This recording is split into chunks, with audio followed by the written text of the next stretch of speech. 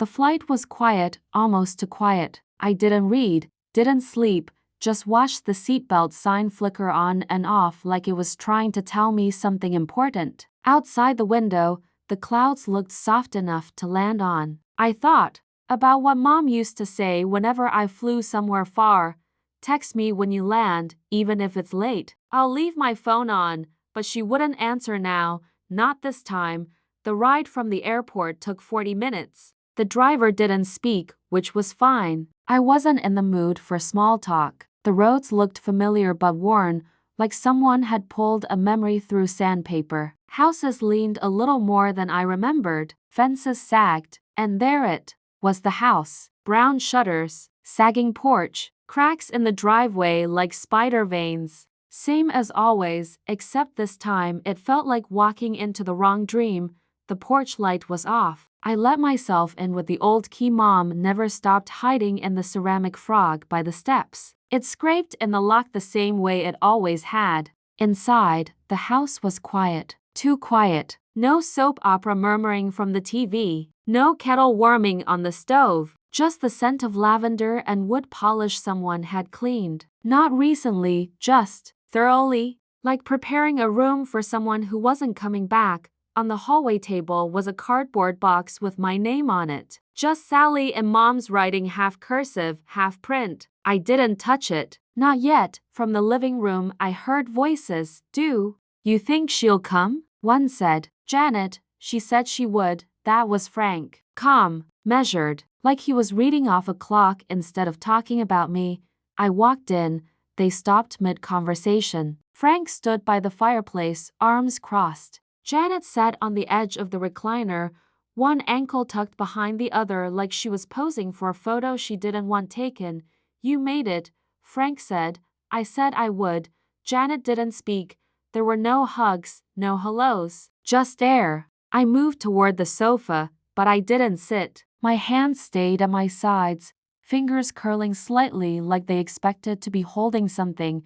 We started going through her things, Janet said, finally. You weren't here, I nodded. I know, just saying. You weren't. Frank didn't interrupt her. He looked at me like he was waiting for something, a confession, maybe, or just permission to feel angry. I glanced at the coffee table, a small pile of mail, a teacup, a framed photo of us from years ago, Mom in the middle, Janet and me on either side, smiling like nothing had ever gone wrong. We didn't touch your box, Janet added. The one she labeled for you. It's still by the door. I turned toward it.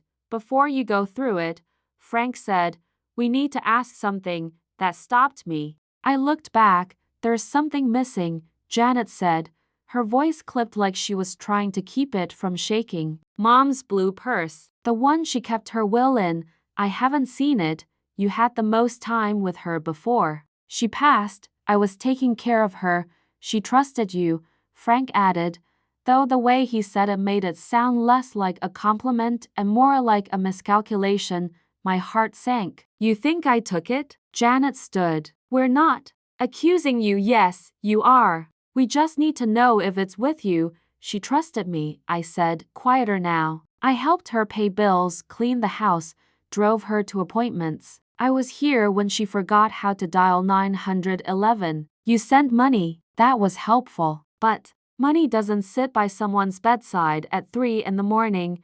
Frank raised a hand. Let's stay on topic. I am, I said. You're just uncomfortable with where it's going.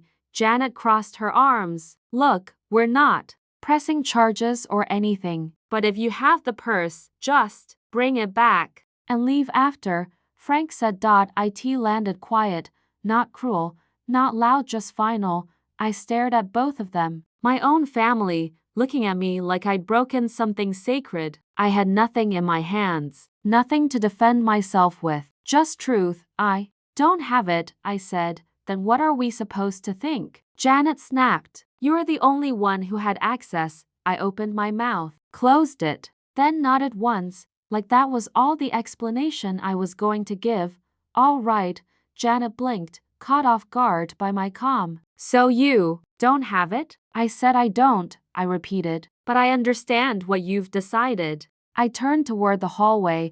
past the photos and chipped paint and the memory of our mother's voice echoing from some other year, Janet called out behind me. "We don't want drama, Sally. We just want the truth." I paused at the coat rack. "That's what I want too," I said. "I'm sorry you don't recognize it." I left without slamming the door. Just let it close behind me. Quiet, the way a goodbye sounds when no one wants to admit it's happening. The motel room hadn't changed. The floral comforter still looked like something out of a 1992 Sears catalog, and the heater still coughed every time it tried to warm the place. I hadn't unpacked, just moved things around, shoes by the wall, phone charger coiled and uncoiled, a bottle of water half empty by the bed. It felt like waiting for something I couldn't name. That night, I lay in bed with the flash drive still tucked into the inside flap of my purse. I didn't open the video again. I didn't need to. The image of Janet lifting the purse, sliding it into her tote, and Frank just watching was already burned into me. Not like fire, like frostbite. Quiet, slow, numb. I woke at 5:14 a.m. without an alarm. For a long while, I just lay there in the dark motel room and listened to the tick of the wall clock and the hum of the fridge, as if they could answer the question I hadn't asked yet. What now? The sky outside was still a thick gray when I finally got up. I wrapped the flash drive in the cloth I'd found in my suitcase, a soft piece from an old sweater I'd once worn to Mom's birthday. She had said I looked calm in blue. I folded it carefully and set it on the nightstand. Then I got dressed, not because I had anywhere to go, but because I wanted to feel like I still knew how to move forward in a straight line. I pulled on jeans, a sweater, tied my hair back. I opened the curtains just enough for the light to feel real. And I sat. It had only been 36 hours since that scene in the house. Frank in his chair, Janet standing like she was the one being accused, not me. And yet the weight of it settled in my body like it had been there much longer. A weight not of grief, but of knowing, not just what they'd done, but who they were willing to be when no one was watching. That part hurt the most. Around 8 o'clock a.m., I left the motel. I didn't go to the house. I went to the library, not for books, for Wi-Fi, for silence, for the feeling that maybe, somewhere, people still respected rooms filled with memory and presence. And quiet. I found a corner desk on the second floor, tucked behind the genealogy section. The chair squeaked, but the light through the window was soft, and there was a fake ficus in the corner someone had decorated with a paper turkey for Thanksgiving. I opened the laptop. I didn't press play. Instead, I opened a blank Word document and started typing. Not a letter, not a confrontation, just a list, things I know that they pretend not to.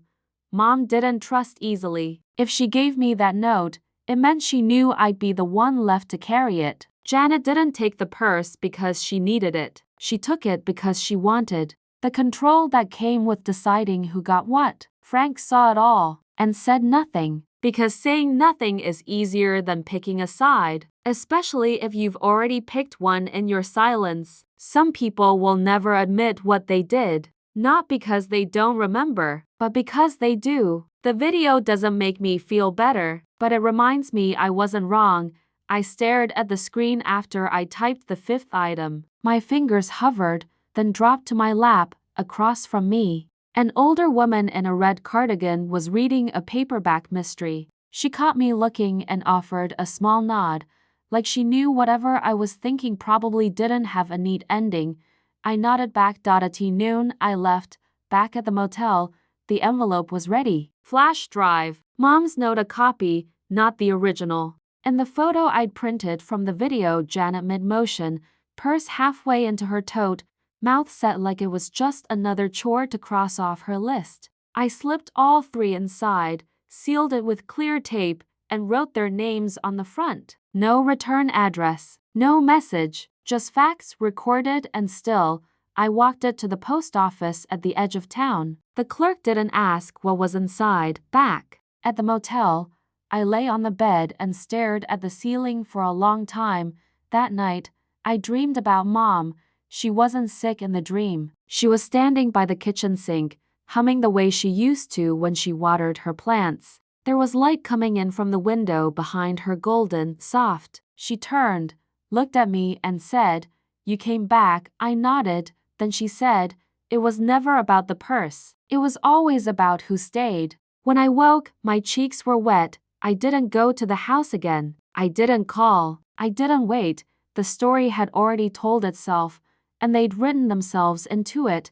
Some chapters, and not with a door slammed or a fight, but with the quiet decision to leave the silence behind. I packed my things. I zipped my suitcase. I folded the receipt for the flash drive and slipped it into the back of my journal. Not because I needed proof, but because sometimes the truth looks like a purchase made on a random weekday with no one else watching. At checkout, the motel clerk asked how my stay had been.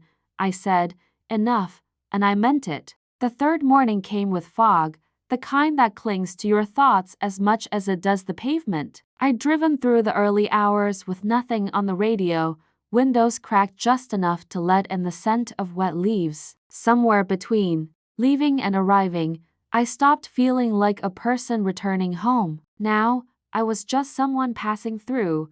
I didn't have a plan, not in the traditional sense, but I had a direction, south, toward Aunt May's, where the porch light was always on and the mail never sat too long in the box. Mom used to say May kept time by routines, not clocks. Breakfast at 8, chores at 10, a phone call to her sister at 4, like prayer, like ritual. I didn't call ahead. If I had, she might have told me not to come until I'd figured things out, but May wasn't cruel, just careful with where she let her heart land. So I took the risk. It was just after 9 when I pulled into the gravel drive, tires crunching the way they used to when I was little and still thought gravel was just broken stars scattered under tires. The porch swing moved slightly, maybe from the breeze, maybe from memory. I stepped out of the car and waited.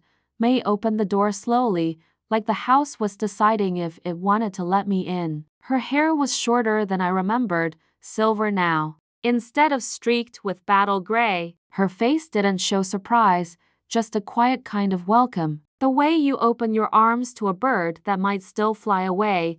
"You came," she said. I nodded. She didn't ask why. She just opened the door wider. Inside, the house smelled of coffee and lavender and something warm baking. Banana bread, maybe, or the past. "I made too much," she said, handing me a plate before I could sit.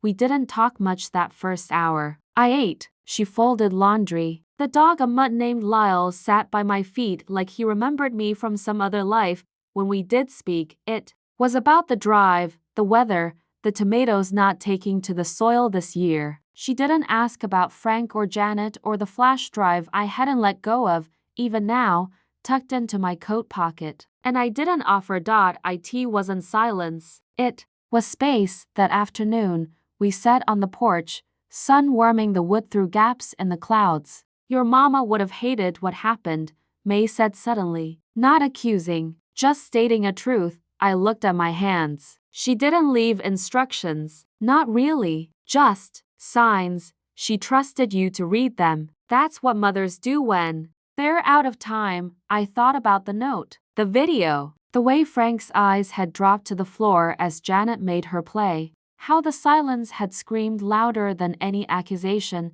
She deserved better, I said. So do you. That evening, I finally showed May the video. She watched it once, didn't flinch, didn't gasp, just nodded slowly when it ended. I always knew. Janet was proud in the wrong ways. And Frank, well, some men confuse comfort with cowardice. I didn't realize I'd been holding my breath until she touched my hand. "You did right bringing this here," she said. "Not because I needed to see it, but because you needed someone else to witness." She was right. I didn't need revenge. I didn't need confrontation. I just needed one person to say, "I believe you," and she did. That night, I slept in the room off the kitchen, the one with the wallpaper still peeling and the lamp with the pole chain shaped like a star. I slept for 13 hours. No dreams, just breath. When I woke, May had already started the eggs. "You staying a while?" she asked, not looking up. "If it's okay," she smiled. It's not about okay, it's about whether you're done running. I thought about that. I thought about it all through breakfast, and feeding Lyle, and folding the quilt at the end of my bed, and by noon I'd unpacked the flash drive, the note, and the letter I hadn't written yet, not because I was ready to send it, but because I was ready to begin. The late autumn sun hung low behind thin clouds, casting a yellowed haze over the crumbling edges of the farmhouse. Ivy twisted tightly around the gutters, clinging like old secrets. Clara walked slowly up the steps of her childhood home, the same creaking boards groaning beneath her boots. It had been months since she'd last returned, but the dust hadn't moved. Neither had the ghosts. The key was still beneath the planter by the door. Her fingers trembled as she lifted the pot, dust blooming in a soft cloud as she retrieved the rusted metal. It slid into the lock with a reluctant twist, and the door creaked open. The silence was the kind that feels like it has teeth. Clara stepped inside. The air smelled of pine cleaner, mold, and something older, something like regret. She didn't pause in the foyer. She didn't glance at the faded family portraits on the wall or the dust-covered coat rack. She walked, with purpose, straight down the hallway to the room at the very end. It had always been locked. Growing up, her mother would say, "That room's just storage. Nothing in there for you, Clara," but she had always wondered. The hallway had seemed to stretch longer whenever she approached it, the floorboards beneath her feet turning softer. Unsure, now, she held the key. From the small envelope Daniel had left behind, she'd found it. Hidden in the spine of his journal, the brass was warm when she touched it, like it had been waiting.